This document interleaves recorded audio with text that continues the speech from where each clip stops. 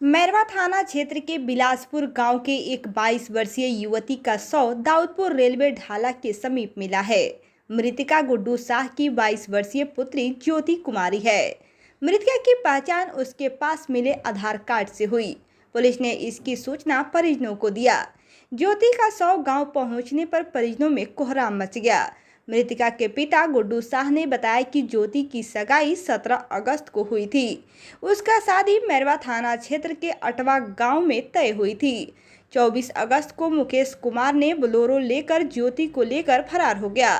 दोनों मुंबई जाकर शादी कर लिए। दोनों रिश्ते में भाई बहन लगते हैं। दोनों में प्रेम प्रसंग चल रहा था।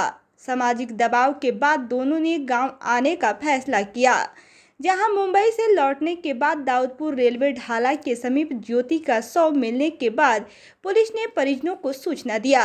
वहीं इस घटना के बाद मुकेश और उसके परिजन घर छोड़कर फरार है। हम लोगों को भी जानकारी प्राप्त हुआ जैसा 24 तारीख को लड़की यहां से गायब हुई थी। जैसा सुनने में जो आ रहा है, जो स्थिति है कि अपने ही बड़े फादर के लड़का के साथ घर से भागी। दोनों एक साथ, दोनों बालिग थे, दोनों जाके बाहर खास मतलब हाँ बिल्कुल बिल्कुल बड़े फादर के लड़का के साथ, और शादी भी वो लोग कर लिया था बाहर। फिर वापिस आया लोग, हो सकता है सामाजिक दबाव की वजह से वापिस आया लोग। वापिस आने के ही दरमियान ये अब एक्सीडेंटल कह लीजिए या उसको आत्महत्या कह लीजिए या हत्या कह लीजिए। अब तो ये मामला अनुसंधान का है। शासन के द्वारा मुकदमा भी किया गया, जैसे ये लोग बता रहे हैं। दाऊदपुर के करीब, दाऊदपुर ही थाने में मुकदमा हुआ।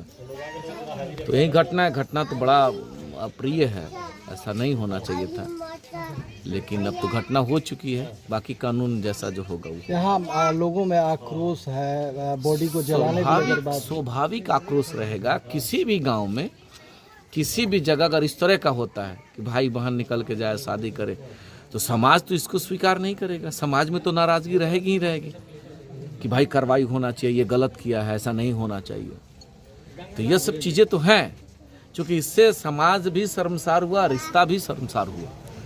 तो ये तो नहीं होना चाहिए। इसको लेकर के जो बड़े पापा का लड़का है, उसके साथ में जो चाचा की लड़की है ज्योति, वो फरार हो जाती है। तो क्या इसके पहले परिवार में तो मालूम होगा कि ये लोग के बीच कोई संबंध है? ये सब मामला तो परिवार के लोग ही बताएंगे, क्योंकि कहीं ना कहीं पूर्व से ही मामला होगा।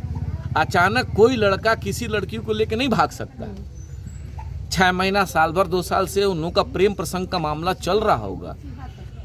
जब पॉइंट आते आते वैसा पीक टाइम आया होगा, दोनों घर से फरार हो गया। तो ये तो मामला पहले से चलता होगा। अब गार्जियन को मालूम हो नहीं हो, वो सेकेंडरी मामला है, और ये परिवार के लोग ही जान रहे होंगे कि क्या मामला था, कैसे चल रहा था। वार्ता होती ही होगी और लंबा समय चला होगा यह प्रेम प्रसंग, तब न जाकर के शादी में परिणित हुआ। क्या इसके बाद से क्या प्रशासन का क्या रुख है फिर, या फिर शासन में है? शासन के लोगों के पास चूंकि एफआईआर तो प्रक्रिया होना ही होना है। अब चूंकि जुडिक्शन भी रेल के मामला के अधीनस्थ था, तो ये तो हमको लगता है कि एफआईआर वहाँ हुआ ही हुआ होगा, और एफआईआर में अब जैसा जो आगे होगा होगा। यही मामला है, और बाकी गांव के लोग सब हैं इस दुख की घड़ी में, सब समाज के लोग साथ हैं। हम लोग उसी लड़के और लड़कियों को और ऐसे रिश्ते को क्या कहिए? यही तो है। इसीलिए तो गांव में लोगों में नाराजगी है। नाराजगी का कॉज भी तो यही है कि ये जो हुआ है बहुत गलत हुआ। किसी के भी परिवार में अगर ऐसा होता है, किसी के भी बच्ची के साथ ऐसा होता है, किसी के भी बच्ची के साथ, क्या गुजरेगा? और कोई भी अगर इस तरह से करता है, फिर कैसे कल रिश्ता बचेगा? आप यहाँ के स्थानीय मुखिया हैं, तो सामाजिक तौर पर चाहे इस तरह की घटना को रोकने के लिए क्या होना चाहिए? नहीं, निश्चित तौर पर इसका हम लोग भर्त्सना करते हैं और कानून से हम लोग आग्रह करते हैं। चूंकि यह मामला कानून का है, हम लोगों के स्तर का होता तो हम लोग निश्चित तौर पर सामाजिक लेवल पर जो दंड देना होता, निश्चित तौर पर हम लोग देते। जो भी प्रक्रिया होता, चाहे उसका सामाजिक बहिष्कार करते या समाज से अर्थ जो भी होता करते। लेकिन अब तो मामला पंचायत और गाँव के स्तर का मामला है ही नहीं। अब तो मामला हत्या का है, आत्महत्या का है। अब मामला चाहे आत्महत्या हो या हत्या हो, अब तो शासन का मामला है। शासन के लोग जस्टिफाई करेंगे, उस परिवार को न्याय मिलना चाहिए और मिलेगा। बहुत धन्यवाद।